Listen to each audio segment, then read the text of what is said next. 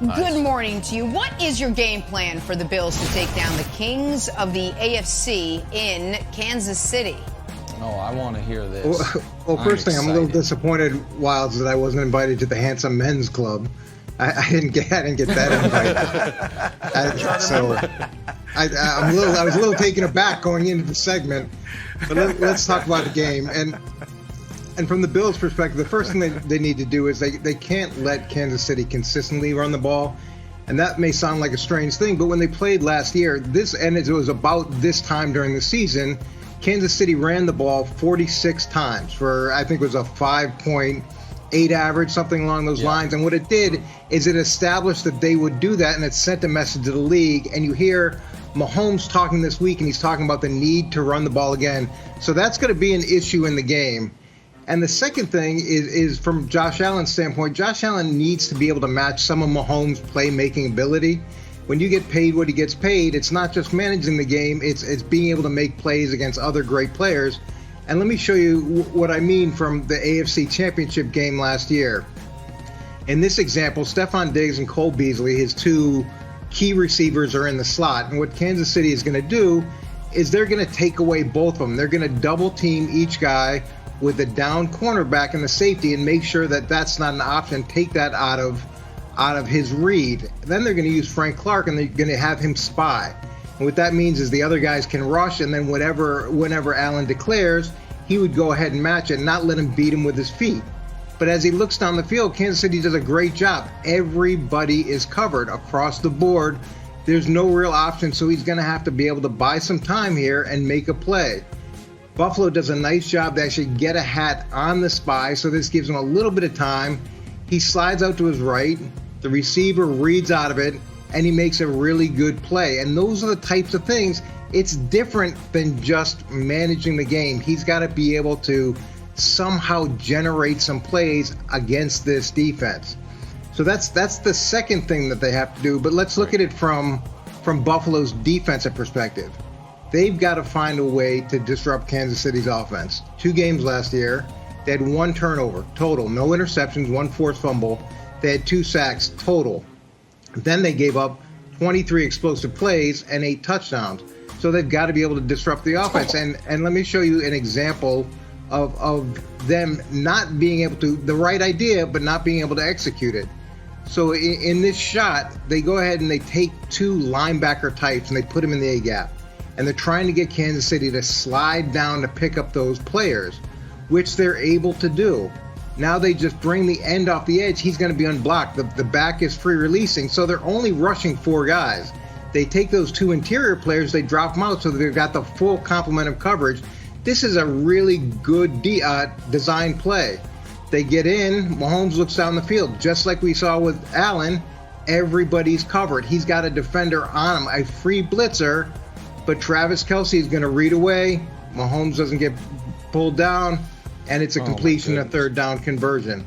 So these examples and these opportunities, they're pretty few and far between, but when you get them, you have to take advantage of them, and they've got to find some way to generate a negative play to slow down this offense.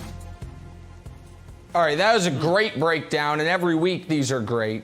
This was particularly impressive because Coach was able to find, from the 2 games last year, a really good Bills play on offense and an almost good Bills play on defense. Those might have been the only 2 because the Chiefs embarrassed them twice last year. And this is as big of a regular season game for Buffalo as they've had in years. They built their entire offseason around how can we prevent Kansas City from dog walking us the way they did last year. First matchup, Coach said it, but I will reiterate it, 46 runs, 245 yards, and allowed Mahomes to complete 80% of his passes. Second matchup, AFC Championship game, the Chiefs spot the Bills 9-0, and then go on an AAU basketball style 38-6 run in the AFC Championship game. Josh Allen has never played a good game against the Chiefs. Patrick Mahomes has never played a bad game against Josh Allen. We can show the numbers. They are jarring and startling, and this is what Buffalo is chasing. That's not close. That's not MVP-ish. That is one guy who was amazing, the other guy who was terrible. And for Buffalo, if you look at their schedule, it works for them and against them, Coach. And here's what I mean. If we can show the schedule. It works for them they have an incredibly soft schedule. They've had one up to this point, and after the Chiefs game, it resumes incredibly soft as well. Oh, look at that middle column. Dolphins, Jags, Jets, Colts. They are going to be able to rack up wins just like they racked up wins early in the year. But, Coach, if they can't hang with Kansas City, I'm asking you, no matter what they do against bad teams, what's their headspace going to be like headed into the postseason when they know the Super Bowl goes through the Chiefs? If they got whooped by him in one way in the regular season, whooped by him in another way in the postseason, and then if the Chiefs beat them this year when the Chiefs arguably are shaky, defense not playing well, 2-2, and they are playing the best football of any team in the league, if the Chiefs beat them again, is that a massive mental edge no matter what they do the rest of the regular season? Well, we saw that Baltimore obviously wasn't shook by the Chiefs this season, and it was one of those situations where they hadn't been able to beat them as well, but they did, and each year is its own entity. One of the advantages that Buffalo has is playing them twice last year, and you do go back and you look at those games and you say, okay, here's what worked, here's what didn't work, here's what we need to emphasize, and that knowledge, that those reps that you can build off of, I'm really interested to see what they do with it. I obviously respect Brian Daboll and appreciate how smart he is. I think that his working knowledge of the Chiefs from last season should translate really well into this year. And the Chiefs, look, they're struggling in their own right, and they've got to establish that they're the dominant team that you keep claiming they are. Coach, you mentioned Josh Allen's got to be able to match Pat Mahomes with some big plays. Allen's had one good game this year, or great game against Washington. Other than that, he's been solid. They haven't needed him to be great. What are you seeing from him? His accuracy is not what it was a year ago. We know there's a big question mark about him. How confident are you in him to be able to play at the level he did last year and match Mahomes? I'm confident in the sense that he's shown consistent growth year in and year out, and he's had the same offensive situation throughout that. And what happens, especially early in the season, especially with high expectations, is you press, and pressing can put you in a negative situation as opposed to a positive situation. I'm sure Brian Daboll's talking to him about you don't need to do anything besides what you consistently have done, which is perform at a high level, especially over the last couple of years. So I think that he's going to respond well in this game. I think that he's going to make plays that he hasn't been able to make in the past against Kansas City. But what I'm hoping that he doesn't do is try to force things and try to change the game that way and create some negative plays.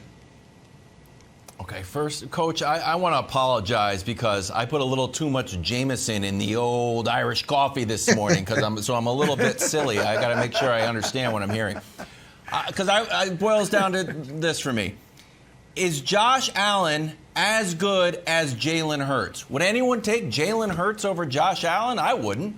And Jalen Hurts last week threw for, and I'm going to make sure this is right, and again, I'm drunk as a skunk, 387 yards against the Chiefs, and then he was also running the ball, so a total of 434 yards for Jalen Hurts. The Eagles never punted. So the idea that Josh Allen is worried about the Chiefs' defense, which has given up yards to everybody, seems bonkers to me. I just feel like Josh Allen's going to go in there and cook the Chiefs. I know we're trying to be nice and diplomatic, and Nick is on the show. He's got a new hairstyle, but so I think this game might be a blowout for Josh Allen.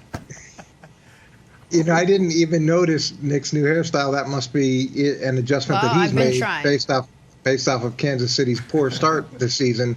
Yeah, look, their defense has struggled, but in any of those situations, going into that game, you can't force it, and you can't be in a mindset where I'm going to make a big play at all costs. When I say that he's got to match the plays that Patrick Mahomes makes, I mean that within a context of the rest of the game. Are there huge opportunities for him? Yeah, I think there is. And I think there's also opportunities based off of the working knowledge that they have from the 2 games last year against Kansas City. Thanks for watching. Subscribe here to get the latest from the show. Also, be sure to check out more of the best clips from First Things First, or go watch a few segments from our other shows on FS1.